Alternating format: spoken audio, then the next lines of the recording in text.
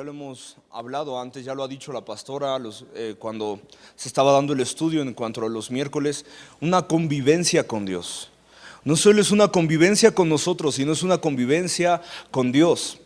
Y a eso venimos, nos reunimos juntos a tener una convivencia con Dios, a buscar a Dios. Y lo que nosotros buscamos o debemos de clamar, lo que da vida a una iglesia, lo que debemos ir buscando es su presencia. Ahora, la Biblia nos dice que Dios es omnipresente. Eso quiere decir que está en todo lugar, en todos lados, al mismo tiempo. O sea, Dios está presente aquí, así como en estos momentos está presente en China. Es omnipresente. Pero hay algo peculiar y hay algo que me hacía meditar. Dios está presente en todos lados, pero no se hace presente en todos lados. O en otras palabras, hay veces en que no podemos sentir su presencia en todos lados. Hay veces en que no estamos sensibles a su presencia en todos lados. ¿Cuál es el problema? ¿Qué es lo que pasa si Dios es omnipresente? Y eso quiere decir que está en todos lados al mismo tiempo, que donde quiera que yo vaya, Él va a estar. ¿Por qué no estoy sintiendo su presencia de la misma forma? ¿Por qué no estoy sintiendo su presencia de igual manera? Si Dios está en todos lados, ¿por qué su presencia no se siente en todos lados?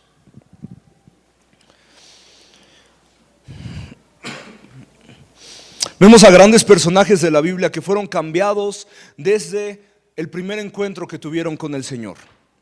Lo vemos con Moisés. La zarza que ardía y no se consumía, me acordé de la canción. La zarza que ardía y no se consumía. Un encuentro que Moisés tuvo con Dios y le cambió la vida para siempre. Vemos otro encuentro, a mí me hace pensar mucho el encuentro de Jacob. Jacob literalmente luchó con Dios. Luchó con Dios y Jacob estuvo jaloneando a Dios que en ese momento en la pelea no entendía que era Dios. Pero tuvo un encuentro que cambió su vida el resto de sus días. Tuvo un encuentro, la presencia de Dios estuvo en ellos el resto de sus días. Si Dios es omnipresente, deberíamos estar sintiendo su presencia. Nuestro enfoque debería de nosotros ser estar sintiendo su presencia a cada momento. Pero ¿qué pasa? ¿Por qué hay veces y por qué hay etapas en nuestra vida? Dios me ha dado a veces la oportunidad de hablar con amigos dentro del cristianismo, hablar con gente que al igual que yo, de cuna cristiana, creciendo en el Señor. Y tanto ellos como yo habíamos llegado a una etapa donde es que no siento a Dios, no siento su presencia. Lo que hago lo hago por hacer, sirvo por servir, pero ya no lo hago sintiendo el mismo fuego. Siento que es una rutina más, y yo estuve en esa etapa también. ¿Qué pasa con la presencia de Dios? Bueno, primero quiero dar a entender y hablar qué es lo que hace la presencia de Dios. Para eso quiero irme a 2 de Corintios. 2 de Corintios 3, 15 al 17.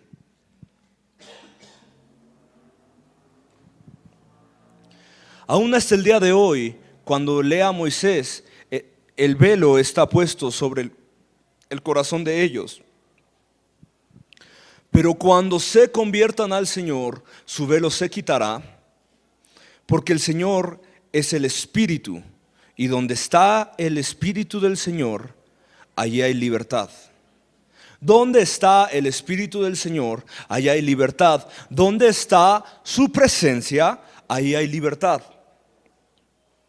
Entonces, el primer punto que quiero que entendamos acerca de la presencia de Dios es: la letra mata, el Espíritu resucita. Es la primera función de la presencia de Dios: resucitarme, avivarme. Siempre se dice cuando se evangeliza, siempre se habla en cuanto al evangelismo, pide por la presencia de Dios. ¿Por qué? Porque nosotros sabemos quién es el que trae convicción de pecado. El Espíritu Santo. Y donde está el Espíritu Santo hay libertad. ¿Quién es el que trae convicción de pecado? El Espíritu Santo. ¿Quién es el que trae convicción de que yo estoy haciendo las cosas mal? No son los grandes personajes de la Biblia, no son la gente influyente en el ámbito cristiano el día de hoy, es la presencia de Dios. Porque la presencia de Dios es la que nos va cambiando y nos va moldeando.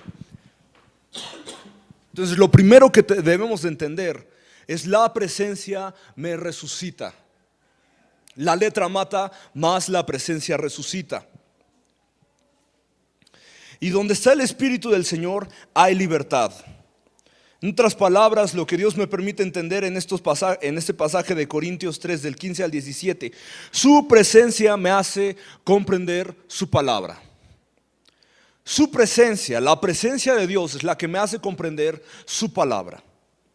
No es el conocimiento intelectual, no es memorizarme toda la Biblia, aunque a veces deberíamos, porque luego ni nos esforzamos en memorizarnos ciertos versículos, pero lo que trae un entendimiento de la palabra de Dios a mi vida, lo que hace que la palabra de Dios haga clic en mi vida, en mi día a día, haga un clic en lo que debo de hacer, es su presencia. Su presencia resucita, más la letra mata. Vayamos a 2 Corintios, capítulo 3 igualmente, pero ahora el verso 6, por favor. Verso 6. El cual asimismo nos hizo ministros competentes de un nuevo pacto, no de letra, sino del Espíritu. Porque la letra mata, mas el Espíritu vivifica. Iglesia, el conocimiento puede llegar a ser carnal. Por eso no nos movemos, por eso la iglesia no debería de moverse en lo intelectual. Por eso la iglesia, nosotros no deberíamos estarnos moviendo en cosas materiales. Nuestro enfoque como iglesias, como gente ya resucitada. Pablo en Efesios 2, ¿dónde dice que nos ha resucitado? En nuestro espíritu. Estábamos muertos en delitos y pecados. ¿Dónde nos ha resucitado el Señor? Primeramente en espíritu. Nuestro enfoque debe ser espiritual. Sin el Espíritu Santo, la Biblia solo es una carga a mi alma. Escúchalo bien, sin el Espíritu Santo, la Biblia es solo una carga a mi alma. Y lo podemos ver en gente sin el Espíritu Santo, en gente intelectual que tiene que leer la Biblia porque la tiene que leer. Si tienes una licenciatura en filosofía y letras, tienes que leer parte de las escrituras. Pero yo solo encuentro a gente que no es cristiana, que lee la Biblia y solo encuentra trata de encontrar puntos débiles y formas en cómo criticar el cristianismo. ¿Por qué? Porque sin el Espíritu Santo la Biblia es una carga para mí. Sin el Espíritu Santo en mí, yo no voy a comprender las Escrituras. Sin el Espíritu Santo en mí, yo no voy a comprender qué es lo que dice la Biblia, hacia dónde es lo que dice la Biblia. Sin el Espíritu Santo, yo voy a caer en un legalismo. Y ese punto lo quiero tocar más adelante. Pero algo más que hace su presencia es que me hace hablar con autoridad. ¿Por qué? Porque voy a hablar del Espíritu, de lo que el Espíritu se alimenta, de lo que mi espíritu se alimenta de las Escrituras. Obviamente, y no sin antes tener el Espíritu Santo. Por eso es que son una Trinidad. Por eso es que es Dios Padre, Dios Hijo y Dios Espíritu Santo. Por eso es que la Trinidad es tan importante, porque el Espíritu Santo también es Dios Padre y también es Dios Hijo, pero en espíritu.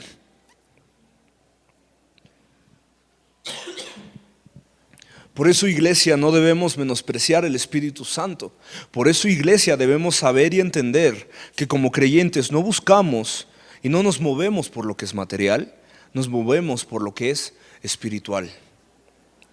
Porque yo fluyo en libertad a través del Espíritu.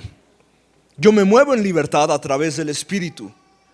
Yo sé que tengo libertad y yo sé que soy libre a través del Espíritu. Yo sé que la sangre de Cristo tiene poder a través del Espíritu. Primero me muevo en lo espiritual, primero me enfoco en lo espiritual. ¿Por qué? Porque la presencia de Dios es espiritual, no es algo carnal. Aunque Dios está en todos lados, no sentimos su presencia porque no estamos totalmente conscientes que nuestro primer mover, nuestro primer motivo es espiritual. Debemos entender que nos movemos espiritualmente. No vivir en la presencia de Dios me hace pensar que la rutina o lo que hago en la iglesia así porque sí es una verdad absoluta.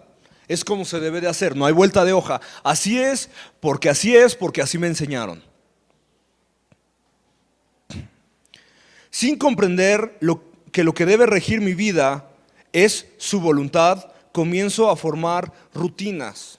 O en otras palabras, y estas rutinas las paso a la gente que estoy discipulando, a la gente que me ve. ¿Y por qué es así? Porque así me enseñaron. ¿Por qué oras? ¿Por qué dices Padre Santísimo Señor? Porque así me enseñaron. Y nada más lo repetimos como si fuera una oración de misa. Porque así me enseñaron. Y esas rutinas se le enseñan a otras personas y esas otras personas. ¿Y en qué se convierte? En una tradición. ¿Y las tradiciones qué hacen? Las tradiciones invalidan la palabra de Dios. Las tradiciones, lo que yo hago nada más por rutina, lo que yo hago nada más por hacer, porque pienso que así me enseñaron, porque pienso que es lo correcto, y nada más cumplir reglas por cumplir reglas, a la larga se convierte en una tradición, y las tradiciones invalidan o anulan la palabra de Dios. ¿Y cuántos saben que la palabra de Dios es poder? ¿Cuántos comprendemos que Dios nos va a hablar primeramente a través de la palabra?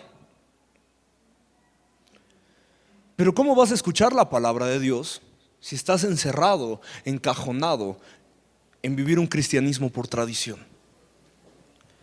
¿Cómo vamos a poder comprender qué es lo que Dios nos está hablando? ¿Qué es lo que Dios quiere en cada situación de nuestra vida? Deberíamos ser cristianos que identifiquen rápidamente la voz de Dios. Deberíamos ser cristianos donde Dios nos esté hablando constantemente a nuestra vida. Así estés trabajando, sea lo que trabajes entre semana, sea lo que hagas entre semana, deberíamos tener una constante plática con Dios y saber que Dios nos está hablando constantemente. Pero si estamos viviendo un cristianismo nada más por tradición, si nada más estoy viviendo un cristianismo porque mis papás son cristianos, porque mi madre es la pastora, si nada más estoy viviendo un cristianismo porque pues fue la familia, gracias a Dios, que me tocó, pero no lo estoy haciendo entendiendo que principalmente soy un ser espiritual, ¿cómo es que Dios nos va a hablar? ¿Cómo es que voy a sentir la presencia de Dios si estoy encajonado en tradiciones? Las tradiciones invalidan la palabra de Dios. Y en otras palabras, ¿cómo yo voy a poder sentir la presencia de Dios si solamente estoy encajonado en tradición? Si solamente oro, me levanto a las 6 de la mañana a orar solo porque es la regla de la casa. No puedo empezar nada sin antes hacer mi devocional porque son las reglas de la casa. Perdónenme. Eso es una tradición. Lo deberíamos de hacer sabiendo que nosotros como hijos de Dios queremos y anhelamos y estamos enamorados y necesitamos buscar más de Dios. No porque son las reglas. Seguir reglas se convierte en tradición. Entonces, una de las causas por las cuales no sentimos la presencia de Dios es porque a lo mejor estamos envueltos en tradiciones. Hacemos las cosas, vivimos un cristianismo porque es la regla de la casa. Vivimos un cristianismo porque mi esposa me obliga a venir a la iglesia. Vivo un cristianismo como hijo porque pues mis papás son cristianos y es la familia que me tocó. No, esas son tradiciones. ¿Cómo piensas sentir la presencia de Dios diariamente en tu vida si estás encajonado en tradiciones? Si la presencia de Dios no habita en mí, no seré alguien que se adapta a nuevos moveres del Espíritu Santo. Y el Espíritu Santo va cambiando en cuanto a sus moveres. Lo vemos del Antiguo al Nuevo Testamento. ¿Cómo se movía Dios en el Antiguo Testamento? ¿Cómo quería moverse Dios en el Antiguo Testamento? A través del pueblo judío. A través de su pueblo, hablando genéticamente escogido, porque nosotros somos pueblo adoptivo. Pero a través del pueblo judío era como Dios quería moverse. Dios quería derramar su gloria a través del pueblo judío para que los demás pueblos, las demás civilizaciones, las demás ciudades vean, Dios es real y hay solo un Dios, y lo podemos ver a través del pueblo de Israel. Pero ahora Dios, ¿cómo se mueve? Por nosotros, a través de nosotros. Esa misión ahora se la ha dejado a nosotros la iglesia.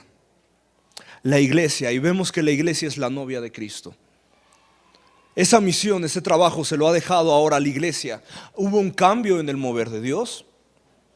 Y podemos catalogar dentro de la historia de la iglesia diferentes moveres, formas en cómo Dios se movía, dependiendo la cultura, dependiendo la mentalidad de aquellos días.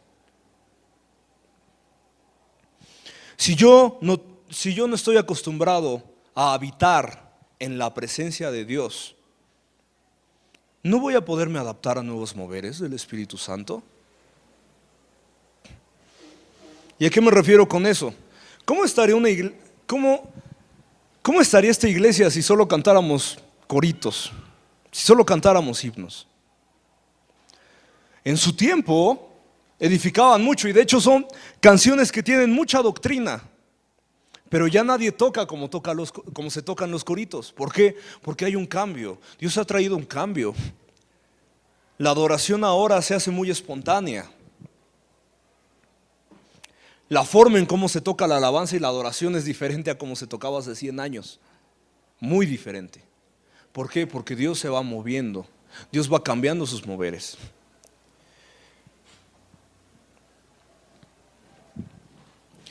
Pero ¿cómo me voy a adaptar?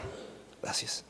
¿Cómo me voy a adaptar a nuevos moveres del Espíritu Santo si no estoy acostumbrado a vivir en su presencia? Vayamos ahora dentro del mismo capítulo, 2 Corintios 3, quiero leer verso 14.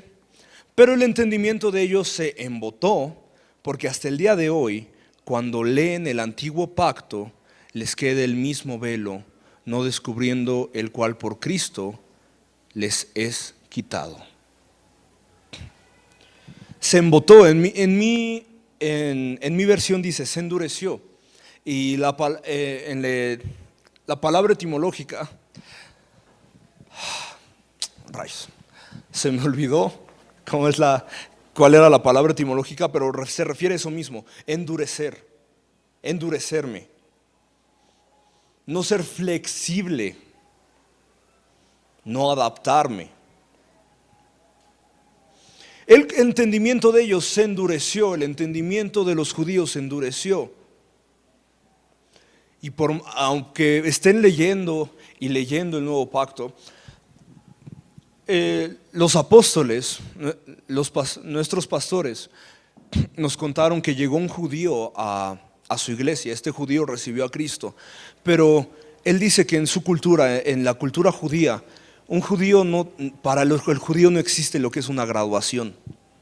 Para el judío no existe lo que es concluí una etapa de mi vida, terminé, ya lo sé.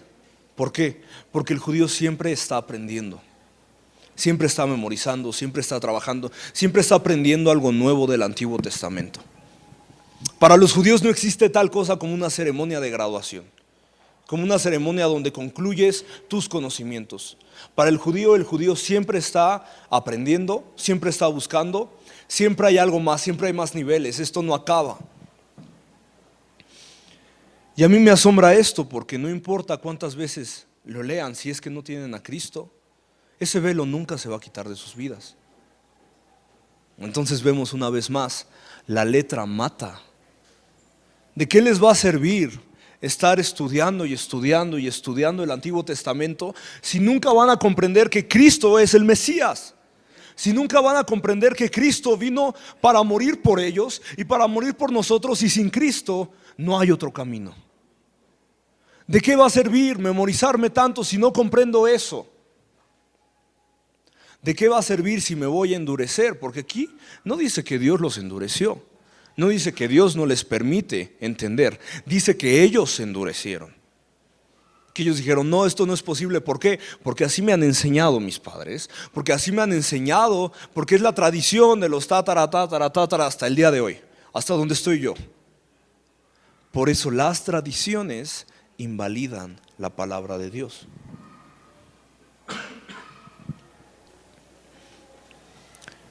Iglesia, ¿qué tradiciones hemos hecho? A lo mejor en nuestra vida personalmente. ¿Qué tradiciones vemos dentro del cristianismo que hay en Latinoamérica? ¿Qué tradiciones hay que nos están afectando de no estar sintiendo la presencia de Dios? Los judíos no comprendieron que la ley fue una forma en cómo Dios operó, pero que había llegado el final de esa etapa. ¿Para qué? Para que empezara la etapa del Nuevo Testamento, la etapa de gracia. Si la presencia de Dios no es constante en mí, los antiguos moveres los voy a pensar de esta forma. Es la única forma en cómo Dios se mueve. Es que Dios se mueve así porque antes veía que pasaba eso cuando hacíamos esto o cuando hacíamos aquello. Entonces Dios se va a mover así. No, Dios no está encajonado a moverse de una sola forma. Dios puede moverse de varias formas. ¿Por qué? Porque Dios es creativo. Dios es un Dios creativo y nos ha dado esa creatividad a una menor escala, pero fíjese en cómo está el mundo tan pensado, que si tratamos de mover algo, no hay problemas, porque no estamos teniendo problemas de calentamiento global por los árboles. ¿Cómo íbamos a pensar que los árboles era lo que nos daba oxígeno? Todo está pensado en este planeta. Por eso es que es una tontería pensar que por una explosión y por una evolución que se dio quién sabe cómo, tenemos estos ecosistemas tan pensados. Dios es un Dios creativo, Dios es un Dios que piensa las cosas. Y con eso por eso no debemos encajonarnos o encerrarnos en solo Dios se mueve así porque yo lo he visto así, porque yo lo he visto moverse de esta manera, entonces solo Dios se va a mover de esta manera. Cuidado. Dios se puede mover de muchas formas, Dios se puede mover de muchas maneras. Lo que quiero decirte, iglesia, es que debemos ser gente abierta a los moveres del Espíritu Santo. No abierta a las corrientes contemporáneas, no abierta, obviamente no vamos a estar abiertos a algo que contradice la Biblia, que contradice la palabra de Dios. Pero sí debemos estar abiertos a cuando sé que es el Espíritu Santo el que está trayendo un cambio en la iglesia. Pero sí debemos estar abiertos cuando sé que es Dios. Cuando yo sé en mi corazón y en mi entendimiento que es Dios el que está trayendo un cambio. Un diferente mover, a lo mejor en mi vida, en cómo yo llevaba incluso mis devocionales, en cómo yo llevaba oración con mi familia. Debemos ser cristianos abiertos a los cambios que el Espíritu Santo pone. No que la gente dice, no, y no estoy hablando tampoco de que seamos liberales. Eso es otro extremo. Si algo contradice la palabra de Dios, está mal y ya, no hay vuelta de hoja. Pero yo hablo de los moveres. ¿Y a qué me refiero con esto? Dios me permitió meditar en la vida de Job. ¿Cómo termina el libro de Job? De a oídas te había oído, mas ahora mis ojos te ven. Entonces, poniéndome a meditar y pensar todos los años anteriores en cómo estuvo Job, ¿sintió la presencia de Dios? ¿Vivía bajo la presencia de Dios? Porque hasta el final del capítulo, las últimas palabras de Job fue: de a oídas te había oído, pero ahora mis ojos te ven, ahora te entiendo, ahora tengo un nuevo conocimiento. Entonces, ¿qué pasó en sus años anteriores? ¿Qué pasó para que se diera cuenta que nunca había conocido a Dios? que no tenía un entendimiento de quién era Dios. Me hace meditar. Entonces Job me hizo pensar, entonces Job sintió la presencia de Dios o no. Job no estaba en la presencia de Dios, mas vivía una rutina de moralidad. No se movía bajo la presencia de Dios, mas se movía por una rutina de moralidad. ¿Qué era lo que hacía después de que sus hijos terminaban sus fiestas? Ofrecía sacrificios. ¿Por qué? No vaya a ser que mis hijos pecaron. Híjole, mis hijos pecaron y Dios los va a castigar. Padre, perdónalos. Pero era por rutina. Era por una rutina, no por entender la presencia de Dios, no por moverse bajo la presencia de Dios. Era una rutina. Hasta que al final, más ahora mis ojos te ven. En su espíritu Dios se hizo presente y la presencia de Dios habitó en Job. Job estaba engañado bajo una rutina de moralidad, bajo reglas, una vez más, bajo tradiciones. Es que así me enseñaron, es que sé que se debe hacer esto cada que pecaron, pero Job ni siquiera sabía si sus hijos realmente habían pecado o no. Nada más era el miedo, nada más era por la rutina.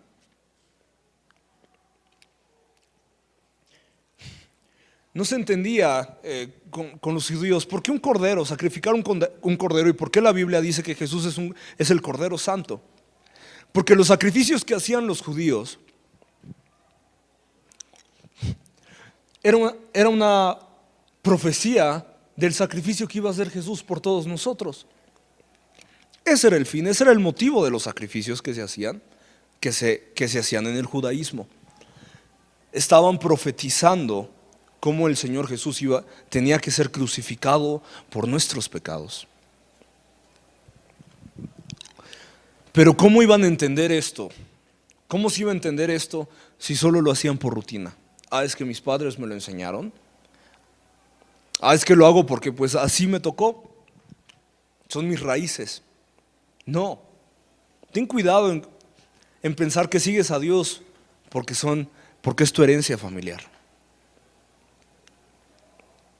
Claro que si tuvimos antepasados nuestros que rindieron su vida al Señor Jesús, hay una bendición para nosotros, hay una puerta abierta. ¿Por qué? Porque Dios es un Dios que piensa en generaciones. Pero ten cuidado que lo que decía Jesús, no se justifiquen diciendo que son hijos de Abraham, porque Dios puede sacar descendientes de Abraham incluso de estas piedras. O sea, no des por sentado que porque estás en una familia cristiana, porque tienes años de conocer al Señor, ya todo está bien. Ten cuidado de las tradiciones, porque nos debemos enfocar en buscar y sentir la presencia de Dios, no en seguir las cosas por rutina.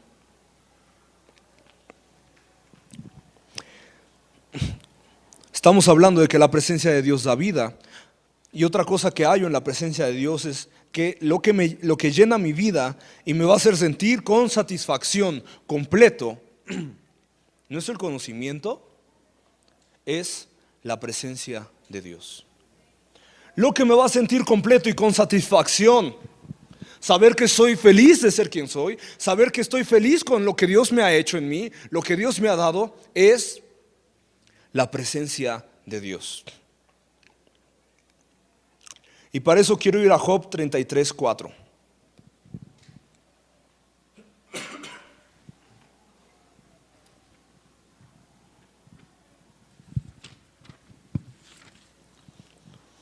Job 33:4 dice así: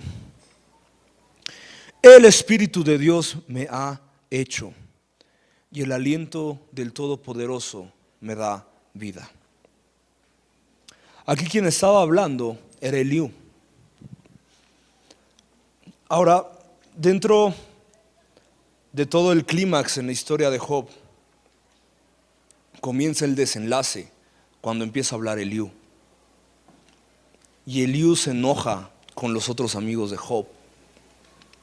¿Y qué era lo que dice? Yo me había callado porque pensaba que ustedes, al ser mayor que yo, iban a tener más sabiduría. Yo me había callado porque había dejado que ustedes, como mayores, se dice que Eliú era el más joven de todos ellos, el más chavito de todos ellos, y ahora se entiende que Job era alguien importante entre todos los conocidos. Primero se nos dice que era un hombre rico, con muchos recursos. Sus amigos entonces tendrían que estar más o menos en el mismo estatus social. Era gente importante, era gente influyente, era gente poderosa, pero dentro de todos ellos el más joven era Eliú. Y Eliú se había callado. ¿Por qué? Porque él pensaba, ellos son mayores. Él lo dice, ellos son mayores, ellos han de tener más sabiduría, ellos van a responder la inquietud de Job. Tardó en hablar, ¿por qué? Porque no se sentía competente ante los demás amigos de Job. No se sentía tan importante o tan influyente. No se sentía tan sabio, pensaba que no era tan sabio como los otros amigos de Job, porque era joven. Pensaba que la edad le darían a Job consejos de sabiduría por su edad. Pero ¿qué dice? En todo el capítulo, en el corto capítulo 32, empieza a hablar y a justificar por qué se había callado, hasta que se enoja, se harta de ver cómo los amigos de Job solo criticaban, y se harta de ver cómo Job no estaba entendiendo el propósito. A pesar de todo lo que sufrió, no estaba entendiendo qué era lo que Dios tenía que tratar con él. Y cuando Eliú comienza a censurar a Job, lo primero que dice en el verso 4: el Espíritu de Dios me ha hecho y el aliento del Todopoderoso me da vida. ¿Qué hace Eliú? Eliú primeramente afirma que fue creado por Dios. Afirma que fue formado en la presencia de Dios. Eliú se da cuenta que no importan los años no brindan madurez, pero lo que le brindaba madurez a él, ¿qué era? La presencia de Dios. Y él dice, yo fui formado por el Espíritu de Dios, yo fui formado bajo la presencia de Dios. Lo que llena mi vida, lo que me va a hacer sentir satisfecho conmigo mismo, saber quién soy, saber cuánto valgo, no es el conocimiento y los puestos que tenga afuera. No es qué tan importante o qué tan prominente sea hacia la sociedad. Es saber cuánto valor tengo ante Dios y saber cuánto valgo porque estoy en la presencia de Dios.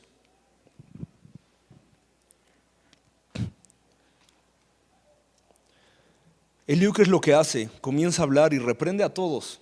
Eliú, el más chavito, el más jovencito, se regaña a todos, a Job y a los demás.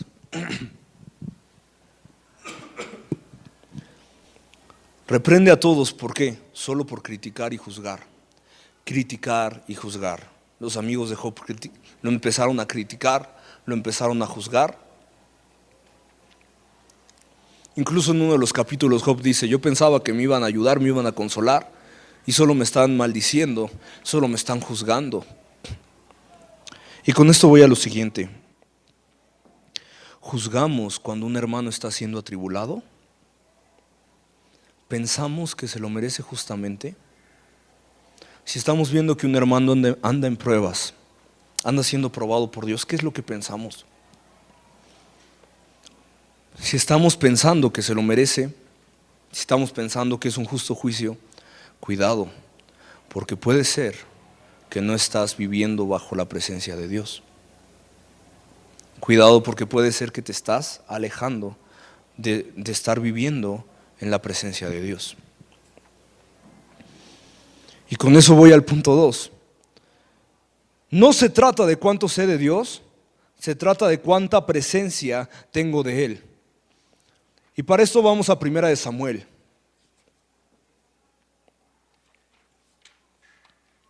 1 de Samuel capítulo 11, verso 6. El Espíritu de Dios vino con poder sobre Saúl al escuchar estas palabras, y Saúl se enojó grandemente. No se trata de cuánto sé de Dios, se trata de cuánta presencia tengo de Él. La presencia de Dios se hace manifiesta en mí cuando vienen pruebas a mi vida. La presencia en Dios se hace manifiesta en mi vida, empieza a ser manifestada en mi vida, en mi ser, en mi forma de actuar, en lo que decido a través de las pruebas. La presencia de Dios, el Espíritu de Dios vino con poder sobre Saúl. En otras palabras, la presencia de Dios vino con poder sobre Saúl. Y se enojó grandemente. ¿Por qué? Porque los filisteos estaban planeando conquistar, me parece que Galaad.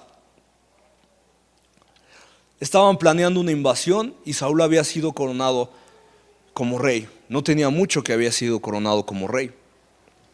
¿Y qué pasó? Empezaron las pruebas.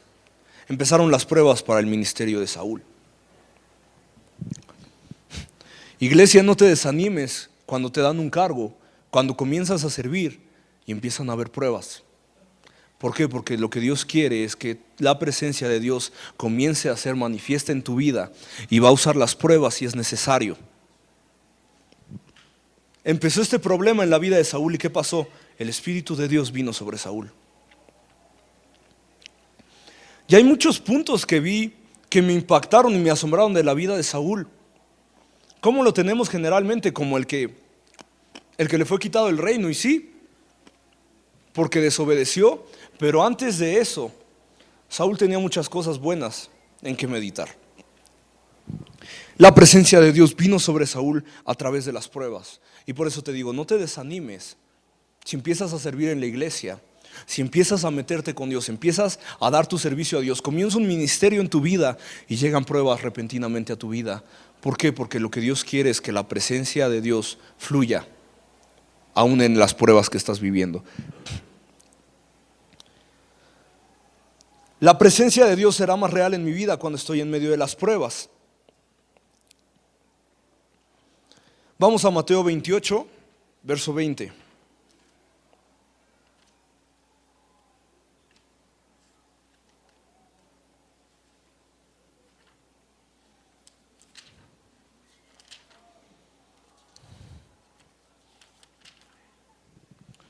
Verso 20.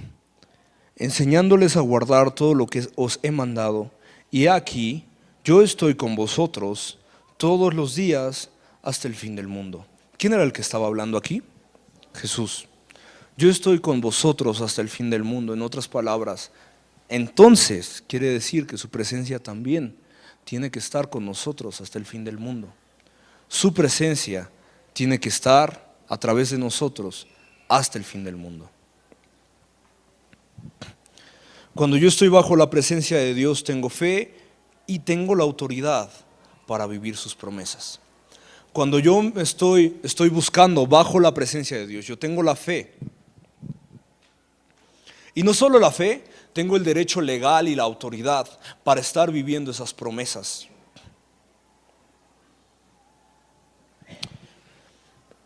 Quiero ir al punto 3. Perdón, antes. La presencia de Dios me hace comprender cómo actuar con misericordia. Y con esto quiero regresar a 1 Samuel 11.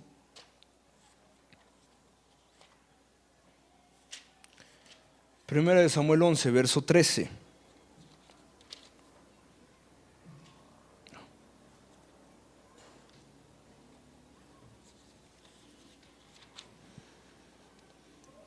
Desde el 12 lo voy a leer.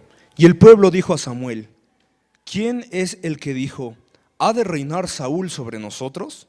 Traed a esos hombres para que los matemos. ¿Por qué? Porque desde la coronación hubo gente que dudó de él. Y a lo mejor, hermano, cuando te pongan en algo, cuando te pongan a servir en algo, va a haber gente que dude de ti. Y está bien. No estamos para convencer a la gente, estamos para nosotros ser convencidos por Dios. Entonces puede haber gente dentro de tu servicio que te va a criticar. Le pasó a Saúl, apenas lo estaban coronando, y en el momento en que lo estaban coronando, gente empezó a decir: ¿cómo es que él nos va a reinar? ¿Qué va a saber ese jovencito, ese muchachito en cuanto a un reino? Era un gran cambio porque Israel nunca había tenido un rey. Era un gran cambio porque a pesar de que no había tenido un rey, ya habían naciones y civilizaciones que se regían por monarquía. Vamos a decir, ya había civilizaciones experimentadas con la experiencia en cuanto a lo que se debía de hacer. Entonces ellos decían, ¿qué va a saber este joven, este muchachito, de cómo gobernar un pueblo? Hubo crítica, pero ¿qué hizo Saúl? Recuerda, el Espíritu Santo ya había venido sobre Saúl. ¿Qué hizo Saúl? Pero Saúl dijo, a nadie se matará hoy, porque hoy el Señor ha hecho liberación en Israel. Cuando yo estoy viviendo bajo la presencia de Dios, sé cómo actuar con misericordia. Cuando yo estoy viviendo bajo la presencia de Dios, sé lo que se refiere a la compasión. Sé cómo actuar bajo la compasión. Y por eso me hacía pensar y meditar en cuanto a los amigos más viejos de Job. ¿Fueron compasivos con Job? ¿Lo trataron con misericordia? ¿Fueron de consuelo? Fueron una carga en la vida de Job. O sea, no solo perdió todo, llegaron sus amigos más cercanos supuestamente a criticarlo, a decirle, seguro algo hiciste mal delante de Dios, te lo mereces por pecador. ¿Qué es lo que estás haciendo tú? ¿Estás siendo misericordioso? ¿Estás sabiendo actuar bajo la misericordia? Alguien que vive bajo la presencia de Dios sabe cómo actuar y cómo vivir bajo la misericordia. Y aún vemos esta misma misericordia cuando David tuvo varias oportunidades de matar a Saúl y que decía, lejos de mí esté tocar yo al ungido de Jehová. Misericordia, misericordia, misericordia. ¿Cómo te empiezas a alejar de la presencia de Dios? Cuando te olvidas de ser misericordioso. Cuando te olvidas de obrar por misericordia. Ahora es diferente a ser permisivo al pecado. Es totalmente diferente. Pero misericordia es que si empiezo a ver un cambio en él, mi castigo no va a ser como debería de ser. Lo estoy perdonando. Eso es parte de la misericordia. Y quiero ir al punto 3 ahora. Cuando me alejo de la presencia de Dios, comienzo a aceptar y pensar que hay otras formas de llegar a Dios. Ejemplo, no ofrendes, ofrenda de vez en cuando. Dios sabe que tu corazón no está ligado a lo que ganas. Entonces no ofrendes diario, ofrenda de vez en cuando. Eres cristiano, pero no siempre vayas a la iglesia, no te congregues cada domingo. No seas fanático, hay otras formas de llegar a Dios. Dios sabe tu corazón, Dios sabe cómo estás. Hay otras formas de llegar a Dios. Cuando yo me empiezo a alejar de la presencia de Dios, acepto otras formas de pensar. Y digo, está bien, es otra forma de llegar a Dios. Hay otras formas de llegar a Dios. No hay que ser tan radicales. Dios sabe mi corazón. Yo oí el comentario de alguien que decía, no tienes que ofrendar y diezmar siempre y cuando sepas que tu corazón no está ligado a lo que estás ganando. ¿Eso es cierto o es falso? Falso. Tú tienes que diezmar, aunque tu corazón no esté ligado a lo que ganas, tú tienes que diezmar y ofrendar porque es un mandato que Dios nos ha dado. No como una prueba es para irte tratando y que te desligues de las ganancias materiales y ya cuando te desligues puedes dejar de ofrendar o ofrendar cada que quieras o diezmar cada que quieras. Pero cuando me comienzo a alejar de la presencia de Dios, empiezo a tener pensamientos así. Hay otras formas de llegar a Dios. Hay formas más fáciles. No tengo que estar tan metido en la iglesia. No tengo que estar con tanto servicio. Y con esto quiero ir a 1 Samuel 28, verso 14.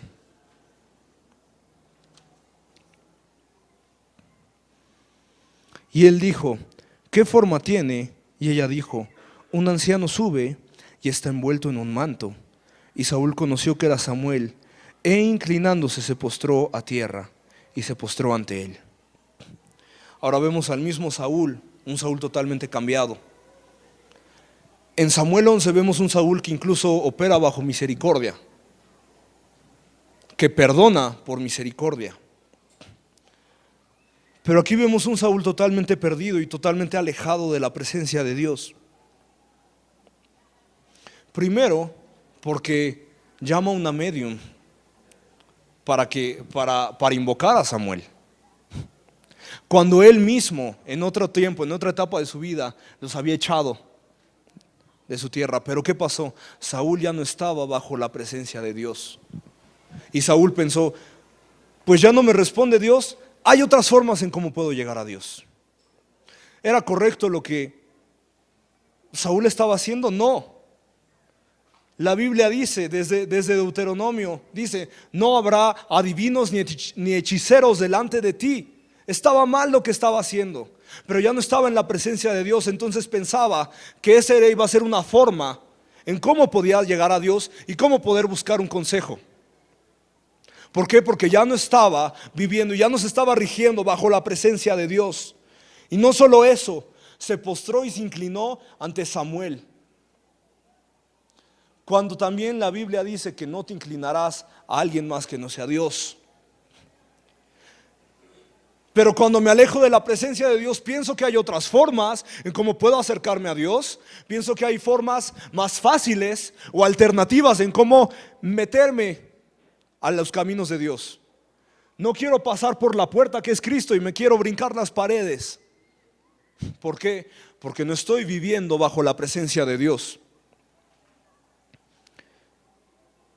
Otra cosa que pasa cuando me alejo de Dios es que mi carne comienza a tomar lugar en mi vida y en mis decisiones. Y lo vemos con Saúl. Saúl fue misericordioso cuando el Espíritu de Dios vino sobre él y perdonó los pecados. Bueno, no perdonó los pecados, perdonó las críticas que habían hecho hacia él. Perdonó a todos los que habían dudado de él. Actuó bajo misericordia. Pero ¿qué pasó con con Saúl? En 1 Samuel 18. 1 Samuel 18, versos 7 al 8. Y ahí fue derrotado. Perdón.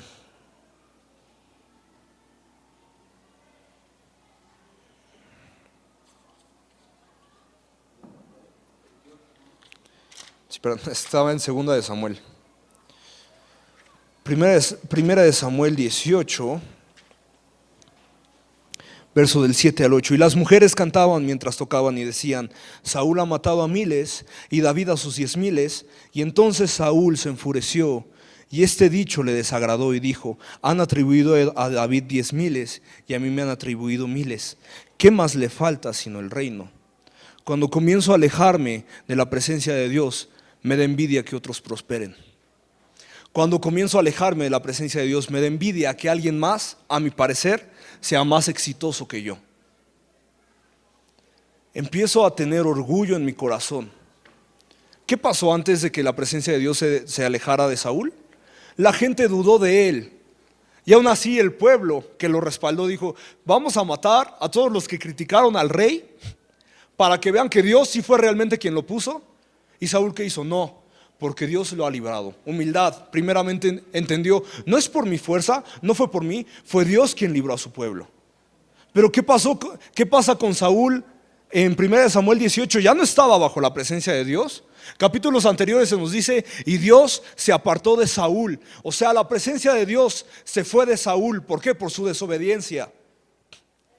¿Y qué pasó? Empezó a tener envidia de David. Cuando yo me alejo de la presencia de Dios, empiezo a tener envidia de cómo prosperan mis hermanos, de cómo prospera mi prójimo y yo no. ¿Cómo Dios levanta a este si es un mocoso y yo que tengo 30 años en la iglesia? ¿Cómo es que le dieron el puesto de trabajo a él y no a mí, que yo tengo más conocimientos académicos? ¿Cómo es posible? Comienzo a tener envidia porque me estoy alejando de la presencia de Dios.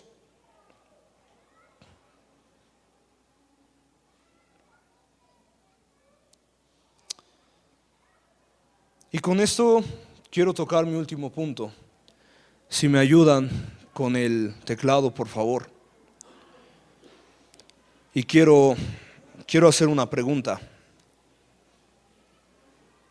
¿La presencia de Dios nos va a abandonar? ¿Algún día Dios nos va a abandonar?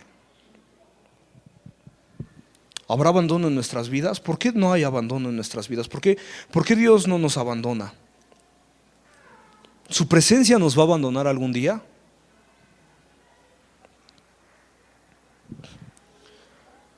Primero quiero tocar un punto. ¿Por qué Adán y Eva no necesitaban ropa? ¿Por qué Adán y Eva se dice que estaban desnudos? Sin embargo, no se sentían desnudos, porque estaban bajo la presencia de Dios. ¿Qué pasó al momento que pecaron? ¿Qué dijo Dios? Adán, ¿dónde estás? ¿Por qué le pregunta dónde estás si Dios sabía todo? ¿Por qué le pregunta dónde se encontraba si Dios sabía todo? Porque Adán y Eva al momento de pecar se alejaron de la presencia de Dios.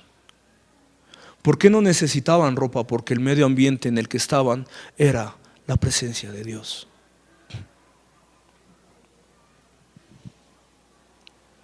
Iglesia, ¿entiendes cómo deberíamos estar viviendo la presencia de Dios? Nuestro medio ambiente, ¿qué pasa si un pez lo sacas del agua? Se muere. ¿Por qué? Porque el aire no es un medio ambiente, es el agua. ¿Qué pasa cuando nosotros salimos de la presencia de Dios? Nuestro medio ambiente es la presencia de Dios. La presencia de Dios habitaba tanto en Adán y Eva al grado que ni siquiera necesitaban ropa, ni siquiera sentían frío en su desnudez, no se avergonzaban de estar desnudos, su conciencia estaba limpia. ¿Por qué? Porque habitaban en la presencia de Dios. Cuando dice ¿dónde estás? Es porque Adán y Eva se habían salido de la presencia de Dios, se habían alejado de la presencia de Dios.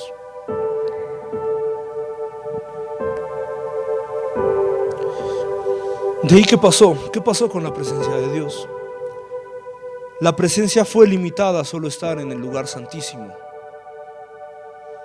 De haber estado completamente en Adán y Eva, la presencia de Dios por causa del pecado se tuvo que encerrar, se encerró por voluntad de Dios a solo el lugar santo, a solo el lugar santísimo, perdón. Y no solo eso, no cualquiera entraba al lugar santísimo, no cualquiera entraba a la presencia de Dios. Tenía que ser un sacerdote y no podía entrar siempre, era una vez al año. Si trataba de entrar una segunda vez dentro del año, moría. No cualquiera podía entrar al lugar santísimo. Si no era un sacerdote, moría.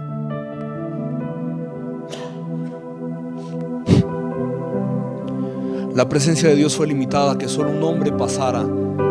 Y no solo eso, solo podía estar una vez al año, por un tiempo en el día. Tanto se redujo la presencia de Dios.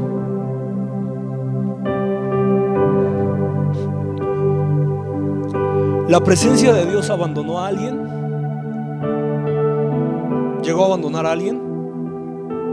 Sí. Vamos a Mateo 27.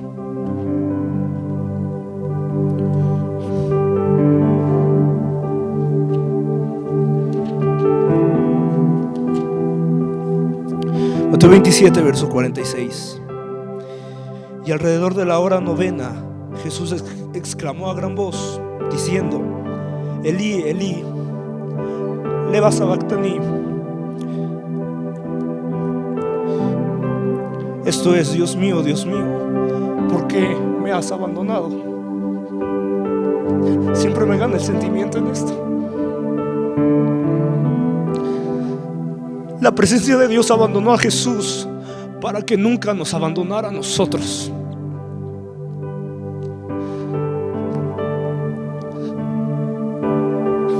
¿Ahora entiendes a quién abandonó la presencia de Dios? La presencia de Dios abandonó a su propio Hijo para que nunca te abandone a ti.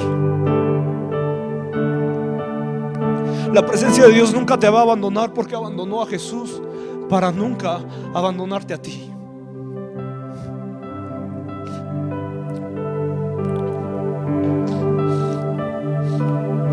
Dentro del mismo capítulo, el verso 51.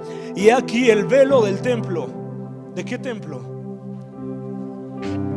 ¿El velo de qué lugar? Del lugar santísimo. Se rajó, se abrió. El velo del templo se rasgó en dos, de arriba a abajo, y la tierra tembló y las rocas se partieron. El velo se rasgó. La presencia de Dios había sido liberada por causa de ese sacrificio. Tú y yo podemos entrar a la presencia de Dios las veces que queramos, cuando queramos, iglesia. ¿Por qué lo desperdiciamos tanto? ¿Por qué lo tomamos con tan poca cosa? Si para eso Dios tuvo que abandonar a su propio Hijo. ¿Por qué lo tomamos con tan poca cosa? La presencia de Dios. Si el sacrificio de Cristo, si Cristo nos hubiera sacrificado por nosotros, la presencia de Dios seguiría encerrada en un lugar tan chico y ninguno de nosotros podía entrar. No existiría palabra profética en esta iglesia. No existirían corazones quebrantados en esta iglesia, y no solo en esta iglesia, en el mundo. No existirían tantos ministros. Iglesia, hermano, puedes entrar a la presencia de Dios cada que quieras, las veces que quieras. No lo desperdiciemos. No lo tomemos como poca cosa, no lo demos por sentado. La presencia de Dios tuvo que abandonar a Jesús para que nunca te abandone a ti. Pongámonos de pie.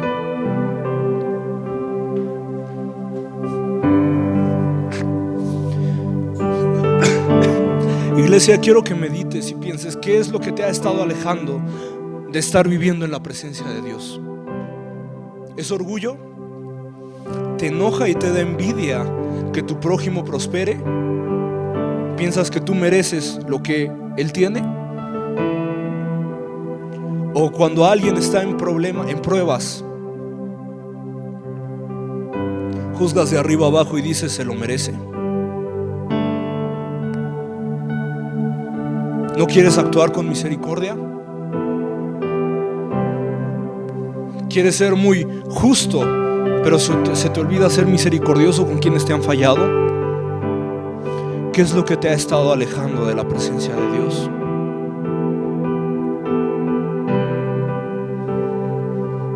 Y por último, quiero que entiendas que la presencia de Dios nunca te va a abandonar, porque para eso abandonó a Jesús, para que nosotros nunca nos abandonara.